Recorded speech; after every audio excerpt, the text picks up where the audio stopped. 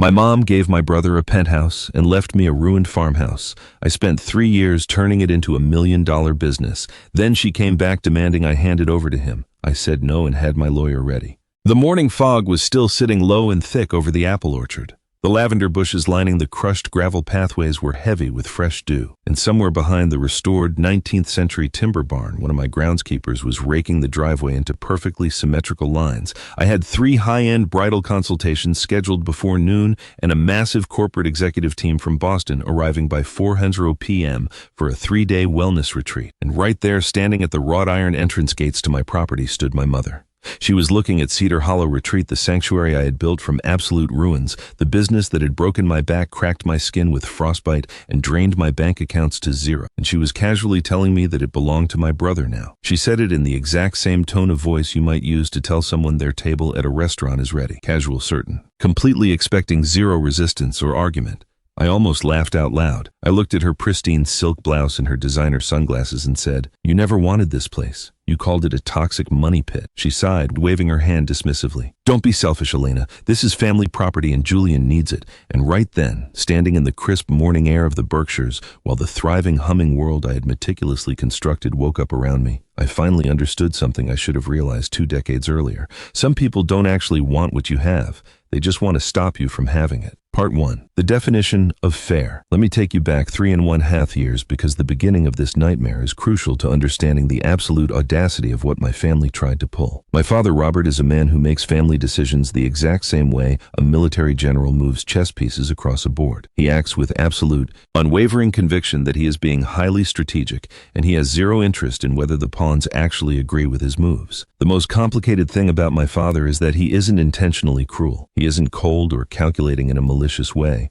He genuinely, truly believes he is doing right by his family. The problem is that he defines family in a way that has always quietly, systematically excluded me. He has 2 children. First is Julian, 35 years old. Julian is charming, standing 6'2", with the kind of effortless charisma and blinding smile that makes people completely forget what they were talking about when he walks into a room. Then there is me, Elena. I'm 32. I was always the quiet one, the one who stayed in her room reading blueprints, the one who wore muddy steel-toed boots and eagerly talked about structural load-bearing walls and soil grading at fancy dinner parties, while everyone else politely ignored me. I am an architect, or at least I was at the time. I was a junior associate at a mid-sized, highly competitive firm in Springfield, Massachusetts, grinding 60-hour weeks working on residential renovations and commercial retrofits. I was very good at the work, but I was never particularly noticed for it. Julian, by massive contrast, was in high-stakes wealth management. He worked at a prestigious investment firm in downtown Boston. He dressed in custom-tailored Italian suits, drove a leased Porsche, and possessed a unique talent for making absolutely everything he touched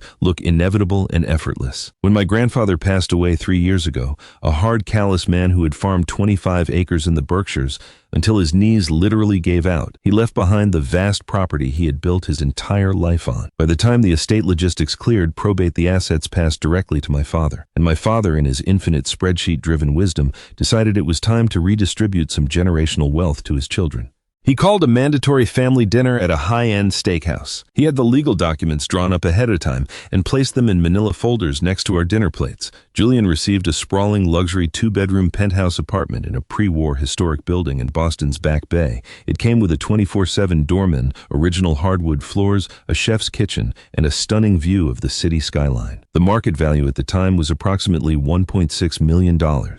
It was a turnkey life handed over on a silver platter. I received the farmhouse in the Berkshires. The farmhouse was, to put it as generously as humanly possible, an absolute unmitigated disaster. The roof had 4 active massive leaks that had rotted the attic joists. The plumbing system hadn't been updated since 1974, and the pipes violently froze and burst every single winter. The wraparound front porch had completely collapsed on its eastern side, looking like a shattered jawbone. The massive main timber barn on the property had its roof cave in during a brutal snowstorm 5 years prior, and no one had ever bothered to repair it. The orchard, 15 acres of heritage apple trees and 1 ancient towering weeping willow, was wildly overgrown, choked by invasive vines. The irrigation system had rusted into complete uselessness. The main house smelled aggressively of black mold, rotting timber, and whatever feral raccoons and possums had moved in during the winters. My grandfather had spent decaying in an assisted living facility. My mother sipped her wine at the dinner and called the split highly practical. I will never forget her exact inflection. She said it like she was doing me a massive charitable favor. My dad called it fair. By his logic, which he had literally mapped out on an Excel spreadsheet, the Boston apartment cost significantly more in raw monetary value, but the farmhouse had acreage and land value, so mathematically, it all evened out. The math, technically speaking, was not entirely wrong if you squinted at the property tax assessments, but the heart of the matter was entirely different. Julian took one single look at the Zillow listing of the ruined farmhouse on his phone, smirked and said, "Perfect for you, Elena." What he actually meant was, quiet, small, forgotten, broken, not worth competing for. The deeply unspoken message, the one every single person sitting at that mahogany table understood, but no one had the guts to say aloud, was that Julian needed the better thing. Julian was in Boston. Julian had the high society lifestyle, the ruthless ambition, and the carefully curated image that absolutely required a $1.6 million penthouse. He needed it the way a theatrical performance requires a grand stage. I was just the workhorse. I was the one who could make do with scraps. I didn't argue. I didn't scream. I simply folded my hands in my lap and said, "Thank you." I didn't say thank you because I agreed with their blatant favoritism. I said it because in my head I had already started doing a very different kind of math. Part 2, 3 years of dirt, sweat, and silence. What happened between that dinner at the steakhouse and my mother arriving in her pearls 3 years later is not a fun, quick movie montage. It does not compress neatly into a 2-minute video with upbeat, inspirational indie music playing in the background. It was 3 solid years of the most extraordinarily unglamorous, agonizing, bone-breaking work imaginable. The very first weekend after the deed transfer cleared, I drove out to the property. I walked every single inch of those 25 acres with a yellow legal pad, a heavy-duty flashlight, and a commercial moisture meter I had secretly borrowed from my architecture firm. I made endless, terrifying lists: structural shear issues, complete plumbing failures, catastrophic electrical hazards, foundation settling that terrified me, roof integrity completely compromised. It took me 14 hours just to assess the damage. By the time I finally sat down on the collapsed, rotting porch steps with a thermos of lukewarm, bitter coffee, I had 18 densely packed pages of notes and a final estimated number in my head that made my chest painfully tighten. A proper code-compliant commercial renovation would cost somewhere between $200,000 and $250,000. I had exactly $35,000 in my savings account. I went to my supervisor at the architecture firm, a gruff but brilliant man named David. He let me take on the farmhouse project in my off hours, partly out of sheer goodwill, and partly because he thought the before and after photos would be incredible portfolio material for the firm. He gave me that encouragement with a specific naive enthusiasm of someone who has never been freezing cold in a house without working heat in late January. Armed with my professional architectural drawings, I marched into the local credit union. I applied for a massive small business development loan. The senior loan officer, a sharp, no-nonsense woman named Sarah Lynn, who had worked in agricultural and commercial lending for 25 years, sat across from me. She looked at my aggressively detailed business plan, my market research on the booming New England wellness tourism industry, and my structural blueprints. She stared at me for a very long, uncomfortable moment. "You're going to do the bulk of this physical labor yourself?" she asked, raising an eyebrow. "With specialized contractors only where legally required for code," I said without blinking. "But yes, me." She approved a $160,000 line of credit.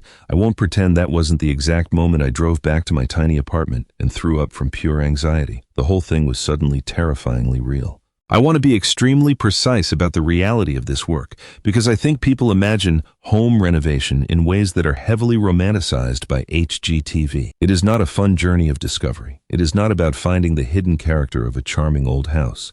It is primarily hauling heavy, disgusting things. It is spending 4 days straight pulling up rotted, urine-soaked floorboards and carrying them on your bruised shoulders to a massive steel dumpster in the muddy driveway. It is wearing a suffocating, sweaty respirator mask for 9 hours straight while you strip mold, blacken drywall, and bag it in heavy contractor bags. It is the absolute soul-crushing despair of learning at 11:30 p.m. on a freezing Tuesday that the PVC pipes your budget plumber installed are the wrong diameter and the entire downstairs bathroom rough-in has to be violently ripped out and redone. I slept on a deflating air mattress on the dusty floor for 14 straight months. I kept a plastic bucket directly above my head to catch the water from the main bedroom roof leak, and I had to wake up 3 times a night to empty it every time it rained. I ate almost exclusively canned soup heated on a cheap electric hot plate because the kitchen was violently gutted and non-functional for the first 10 months.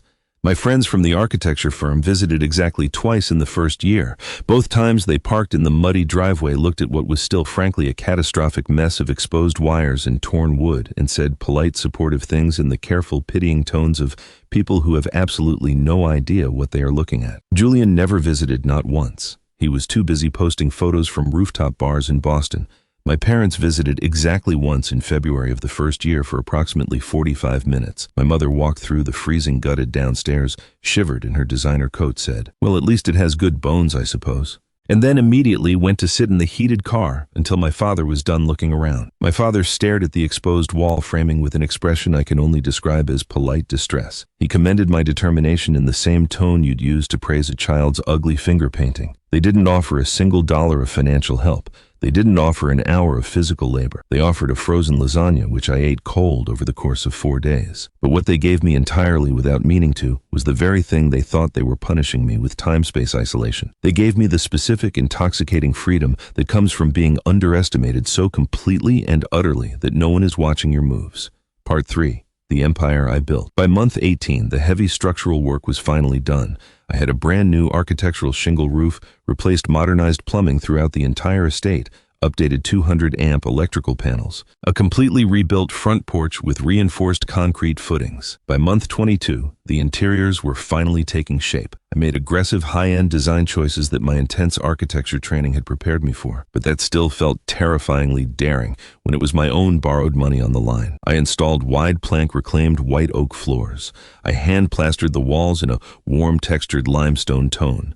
I blew out the front walls and installed massive floor-to-ceiling thermal windows to perfectly frame the sweeping view of the valley. I designed a commercial-grade chef's kitchen focused on local farm-to-table sourcing, featuring deep farmhouse sinks, floating walnut shelving, and a massive vintage cast-iron range I found secondhand and spent 3 weekends painfully restoring by hand. The collapsed barn was my biggest financial gamble. I had originally planned to just demolish the rotting wood and seed the footprint as a wildflower meadow. But one afternoon in late spring, standing inside the ruined frame with golden sunlight slicing through the broken roof slats, I visualized something else. I changed the blueprints. I rebuilt it as a luxury event space. I used reinforced steel beams hidden behind the original salvaged timber. I installed a massive glass cupola where the old hayloft had been flooding the space with natural light. I exposed the original stone foundation. It now had an interior capacity for 150 seated guests, complete with a state-of-the-art caterer's prep kitchen attached to the east side. I legally permitted it as a commercial event venue in month 26. The overgrown orchard took longer than anything else. I hired an expensive, brilliant arborist who had worked in New England agriculture for 40 years. He spent 2 full weeks meticulously assessing every tree. Miraculously, 13 of the 15 apple varieties were recoverable. The massive, ancient weeping willow tree in the center of the property was structurally sound and breathtaking. I had the entire orchard cleared of deadwood, aggressively pruned and re-irrigated. I laid down a winding, crushed gravel path illuminated by subtle, low-voltage solar lighting. I planted rows of French lavender along the borders. I built 4 massive weathered wooden dining tables under the willow tree for what would become our signature outdoor dining experience. Exclusive, seasonal farm-to-table dinners cooked by a private chef I poached from a high-end Boston restaurant that had closed down. The old tractor shed became a stunning climate-controlled glass studio. 3 walls of pure thermal glass, radiant heated stone flooring, and reclaimed brick. It became an instant hit, rented out constantly by professional photographers, yoga instructors, and corporate mindfulness retreats. I officially named it Cedar Hollow Retreat. When I finally launched the sleek, professional website in month 31, I had a waiting list within 6 weeks. It started as word of mouth, then exploded when a major regional travel and lifestyle magazine did a massive 6-page spread on us. By month 34, I had a staff of 16 full-time employees with benefits and a roster of 12 specialized contractors on rotation. I had successfully hosted 18 luxury weddings, 4 massive corporate executive retreats, and was booked solid for the next 2 years. My occupancy rate across the 12 luxury guest suites was hovering at an insane 78%. Saralyn, my loan officer, called me to tell me the credit union wanted to feature Cedar Hollow Retreat in their statewide commercial as their ultimate small business success story. That call happened exactly 1 week before my mother showed up unannounced. Part 4. The 72-hour ultimatum. She arrived on a Wednesday morning. I hadn't invited her, but I had once told her she was welcome to visit anytime a polite standing offer I made at Christmas. fully assuming she would never actually lower herself to take me up on it. I was out in the garden reviewing invoices when I heard the distinct crunch of tires on the gravel. She stepped out of her Mercedes in a crisp silk blouse and pearl. She stood at the entrance to the property for a long, heavy, utterly silent moment. I watched her from a distance. I watched the way her eyes darted over the flawlessly restored farmhouse, the blooming courtyard, the massive event barn with its glass cupola catching the morning sun. I watched her read the heavy bronze plaque at the gate. Cedar Hollow Retreat founder and sole owner, Elena Bennett. Private property, no unauthorized access. I had that sign legally commissioned 6 months earlier at the strict suggestion of my business attorney. At the time, I thought my lawyer was being overly paranoid. Watching my mother's face twist into something dark and complicated as she read it, I realized my lawyer was a genius. I walked over, wiping dirt from my hands. "Good morning, Mom." She turned to look at me. She didn't look at me like a proud mother. She looked at me the way a person looks at a complicated math problem they thought they had already solved only to realize the formula was wrong. "You've done a lot," she finally managed to say. 3 years worth of a lot," I replied flatly. She demanded a tour. She walked through the entire property in near total silence, which should have been my first massive red flag. My mother is not a quiet woman. She has loud, aggressive opinions about absolutely everything. Linen's light fixtures, the font choice on a restaurant menu, she shares her critiques freely. Her absolute silence that morning was not awe or admiration. It was pure, cold calculation. We eventually sat down for coffee in the restored chef's kitchen. She asked almost too casually about my gross revenue. She asked if I had outside investors or corporate partners. I answered honestly. I don't know why I did. Habit maybe, or maybe just the pathetic residual reflex of a daughter who still stupidly believed that information shared with a mother was safe. The conversation shifted so gradually, so smoothly that I almost missed the knife sliding in. "Your father wants to revisit the estate arrangement," she said, taking a delicate sip of her coffee. I froze. I slowly put my mug down on the walnut counter. "What arrangement? The property distribution from your grandfather's passing," she said, waving her hand like she was discussing rearranging living room furniture. "Given what you've developed here, Elena, it's not really an individual personal asset anymore. It's clearly a family business." "It is my business," I said, my voice dropping an octave. "I built every square inch of it. You built it on family land," she shot back instantly. "Land that was graciously given to you by your father." She looked at me with that specific chilling expression she always uses. The one that means she has already made a decision and is just waiting for me to submit to it. "Julian has been struggling severely," she continued. "The Boston real estate market isn't what it was. His firm downsized. He's drowning in HOA fees and bad investments. He could really benefit from taking over something stable like this." I heard the words coming out of her mouth, but my brain refused to process the sheer audacity of them. "You want me to just give Julian my multi-million-dollar business, not give? Don't be dramatic," she scoffed. "A corporate restructuring. You'd still be heavily involved, of course." "Involved?" I repeated, my blood turning to ice. "Your father is willing to pay the legal fees to formalize it. Julian would step in as the CEO and manage the property and the finances, and you would receive a very generous salary to continue handling the day-to-day operations and cleaning." The words settled into the warm kitchen like toxic slud. A salary for my own business. A business that I had financed with my own debt, designed with my own degrees, permitted, built, staffed and made wildly profitable from a rotting pile of garbage that no one in my family had touched or cared about in over a decade. They wanted to steal my empire and make me the maid. "No," I said. Just one word, hard and final. She went cold, not explosive, not screaming, but precise and terrifying, like a sudden drop in barometric pressure. "You have exactly 72 hours. She said, standing up and smoothing her silk blouse. "You have 72 hours to discuss this with your father and come to a reasonable arrangement. If you refuse, we will be forced to pursue other options." "What other options?" I asked, my heart hammering against my ribs. "The property transfer 3 years ago may have been made without full legal consideration of your father's long-term intentions. There are legal avenues we can take to reclaim family assets." I looked at her for a very, very long moment. "The daughter in me died right there in that kitchen. The CEO took over." "You really should have brought your lawyer with you today, Mom," I said softly, "because I already have mine." She scoffed, turned on her heel, and left without finishing her coffee. Part 5. The War Room. The minute her car disappeared down the driveway, I locked the doors, marched into my office, opened my laptop, and made 3 phone calls that would change the trajectory of my family forever. The first call was to Jessica Reed, my corporate attorney. Jessica is a ruthless, brilliant property and business attorney based in Boston who had handled my LLC formation and liability contracts from day one. She is 45, has been practicing law for 20 years, and has a voice that immediately makes you feel like the room just became legally airtight. I told her exactly what my mother had said, specifically emphasizing the phrase, legal avenues to reclaim family assets. There was a brief, sharp pause on the line. I could hear Jessica typing rapidly. "The original transfer deed from 3 years ago. Jessica said, her voice dripping with absolute boredom. I'm looking at it right now. No conditions, no reversionary clauses, no family interest provisions, no stipulations of any kind. None at all, I asked. You drafted it. I just need to hear you say it. They have absolutely nothing, Jessica said firmly. The transfer was legally flawless and 100% clean.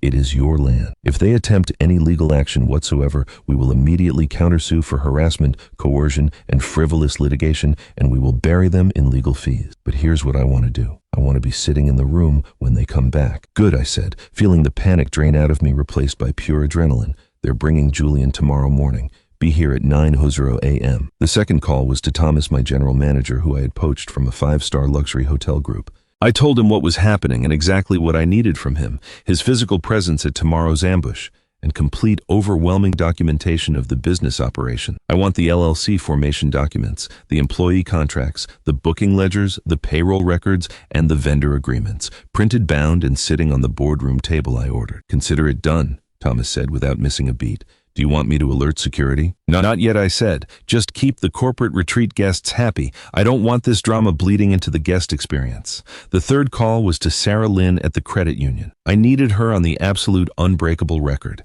If anyone other than me, specifically my father or my brother, attempts to contact the bank to make changes to the business accounts, the loan structure, or the property deed. What happens, I asked. Sarah laughed a dry, hardened sound. Elena, I've been in commercial lending for 25 years. I have seen entitled families try to steal a successful woman's business more times than I can count. I put a hard lock on your accounts the day you open them. We don't process a single modification without your physical presence, your government ID, and your written notarized authorization. It's impossible. Do you want me to come down there tomorrow and tell them that to their faces? Actually, I smiled. Yes. Can you be here at 9:30? I wouldn't miss it for the world, she said. By midnight, I was lying in my bed staring up at the beautifully restored ceiling. The exact same ceiling my grandfather had stared at.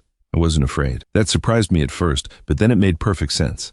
I had spent 3 grueling years fixing broken things, fighting contractors, fighting the weather, and building an empire out of dirt. My mother's pathetic ultimatum was just another pile of trash I needed to haul to the dumpster. Part 6, The Ambush. They arrived at exactly 9:45 a.m.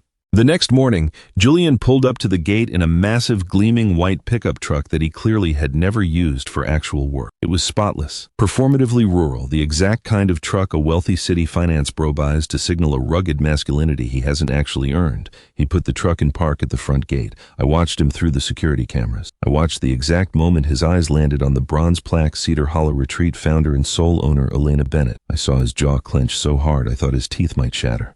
My mother had arrived 20 minutes earlier and was waiting in her Mercedes. She got out and walked up to Julian. Together, the two of them marched up the crushed gravel path toward the main house, looking like they were preparing to accept a surrender. I walked out to meet them in the courtyard. The property looked spectacular. The glass cupola on the event barn was glowing in the morning sun. A wealthy couple was quietly drinking mimosas on the private terrace of one of the luxury suites. Julian stopped dead in his tracks. His eyes swept over the massive, sprawling, perfectly manicured estate. He didn't say a single word for almost a full minute. In that heavy silence, I could practically hear the gears in his head violently recalibrating. "This is significantly bigger than I thought," he finally muttered, his voice tight. "You never asked," I replied, crossing my arms.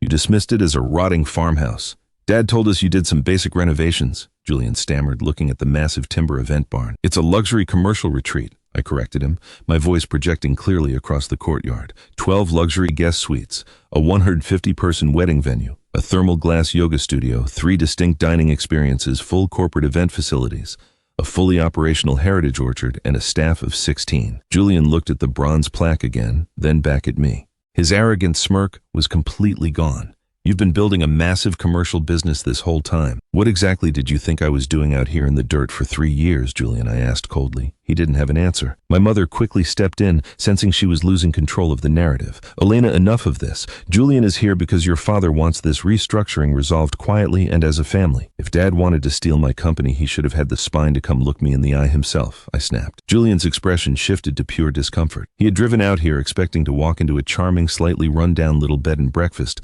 something small and quaint that he could easily slap his name on, hire a cheap manager for, and fold into his portfolio to save himself from bankruptcy. Instead, he was standing at the gates of an absolute fortress, a multi-million-dollar hospitality machine that was very clearly legally and aggressively mine. "Let's go inside," I said, gesturing toward the main doors. "There are some people you really need to meet. Part 7. The Boardroom Execution.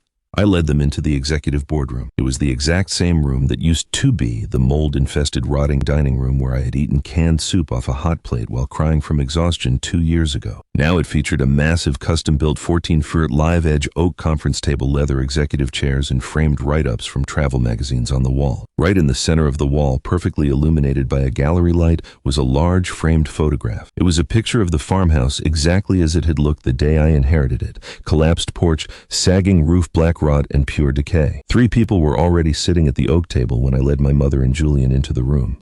Jessica Reed. My attorney stood up first. She smoothed her tailored suit. Good morning. I'm Jessica Reed. I am the senior corporate counsel representing Cedar Hollow Retreat LLC and Elena Bennett's personal attorney. Julian stopped walking. He looked at Jessica, then at me, the blood draining from his perfectly tanned face. LLC, he choked out. Limited Liability Company, Jessica said, her voice dripping with dangerous sugary sweetness. Registered legally and flawlessly with the state of Massachusetts exactly 34 months ago. Sole managing member and 100% equity owner, Elena Bennett. The deed to this 25-acre property was transferred to Elena unconditionally. There are absolutely 0 family interest provisions, 0 reversionary clauses, and 0 shared ownership language of any kind. My mother opened her mouth to argue, her face flushing red with rage, but Jessica didn't even let her take a breath. Furthermore, Jessica continued, her voice dropping into a lethal authoritative register, any attempt by you, your husband, or your son to pressure, threaten, or force Elena into transferring equity or restructuring ownership constitutes illegal coercion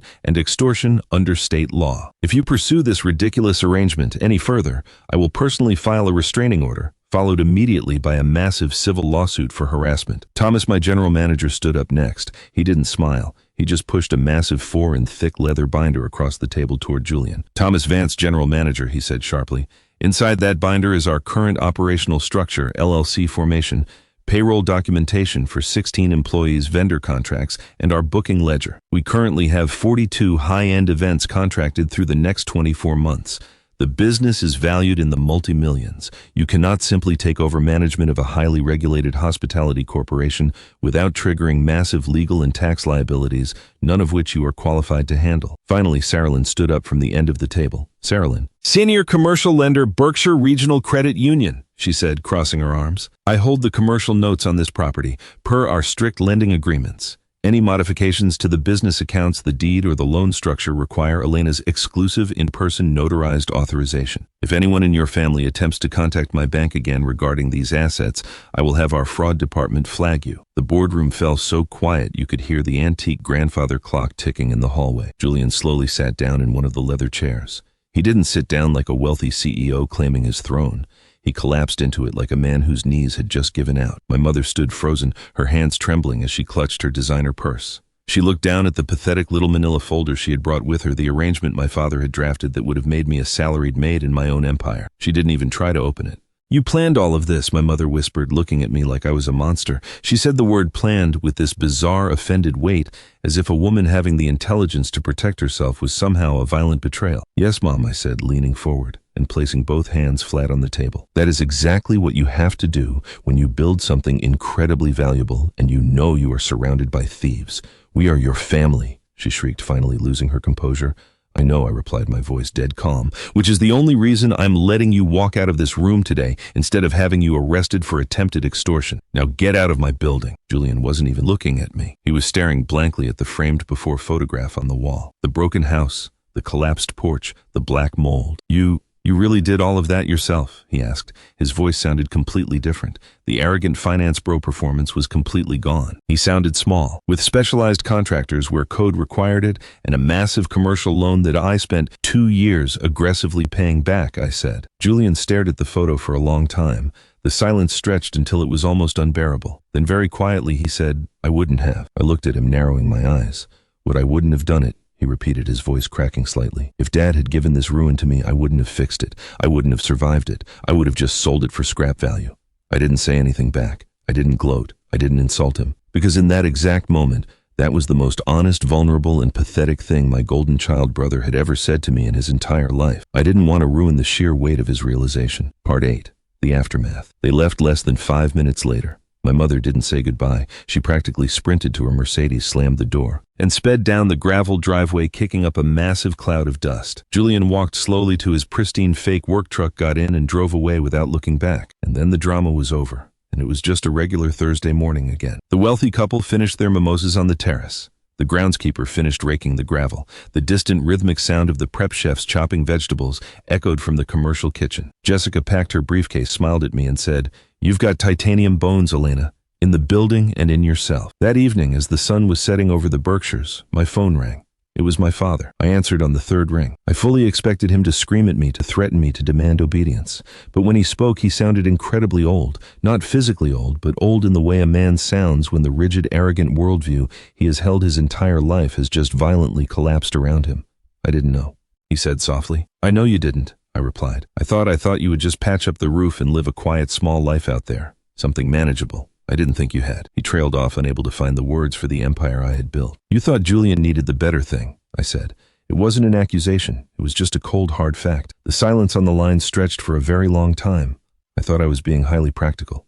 He finally whispered. "You were," I said, "and so was I." He exhaled a long, shaky breath. "Your mother called me screaming about lawyers. I told her to drop it. I'm not angry at you, Elena. I want you to know that whatever she tried to do today, whatever I let her try to do, it stops now. It is your property. I am so sorry we made you feel like you were the lesser child." I looked out my office window at the massive weeping willow tree at the edge of the property, the tree my grandfather had planted nearly a century ago. "Dad," I said quietly, "I want you to come visit." "I will." He choked out, his voice thick with emotion. "If you'll still have me." "Come in the spring," I said. "The orchard is extraordinary in April." Epilogue. 1 year later. It has been exactly 1 year since the ambush in the boardroom. My father did visit in late April. He drove up completely alone. He didn't even tell my mother he was coming. He spent the entire day walking the property. He stood under the massive weeping willow tree for an hour. He sat in the restored glass cupola barn, ate a farm-to-table lunch prepared by my executive chef, and just stared at the massive timber beams in total silence. At one point, we walked to the edge of the orchard where the oldest, most gnarled apple trees grew, the ones the arborist said were barely recoverable, the ones I had spent 2 agonizing years personally nursing back to health. My father ran his hand over the rough bark of the oldest tree. "Your grandfather planted this one himself," he said softly. "I know," I said. "He would have loved what you did with this place," my father said, tears welling in his eyes. "I gave you the lesser thing, Elena. I'm so sorry." "Yes, you did," I said, looking out over the multi-million-dollar estate. "But I'm grateful you did, because the lesser thing had space in it. Julian's Boston penthouse was already finished. It was beautiful. It was expensive, but it was done. This place was broken, and broken things have room for you to build something entirely new." He just nodded, finally seeing me for the first time in 32 years. As for the rest of them, my mother still keeps her distance. We see each other briefly at Thanksgiving, and we are rigidly polite like strangers at a bus stop. There is a version of a relationship there, but the mother-daughter bond is permanently dead. Julian's life took a massive hit. The Boston real estate market tanked, his firm restructured, and he was forced to sell the $1.6 million penthouse at a massive loss just to cover his debts and HOA arrears. I heard through my dad that Julian packed up and moved to Austin, Texas to work a mid-level job in commercial real estate. My dad says Julian is much more humble than steady now. I genuinely hope he is. Cedar Hollow Retreat is now an absolute juggernaut. I have 22 events. We produce our own organic apple preserves that sell out instantly in our boutique farm shop. A major documentary crew came out last fall and filmed a segment on us for a piece on female-led hospitality empires. The framed before photograph still hangs dead center in the executive boardroom. The ruined house, the collapsed porch, the black mold, the pure despair. Wealthy corporate guests ask me about it all the time when they rent the room. "Why do you keep that horrible picture up?" they ask, sipping their artisan coffee. "Isn't it depressing to look at?" I always give them the exact same smile. "It's not a before picture," I tell them. "It is a permanent reminder of who actually does the hard work in this world and who just shows up expecting to collect the check." Then I smile, hand them their room keys, and go back to running my empire.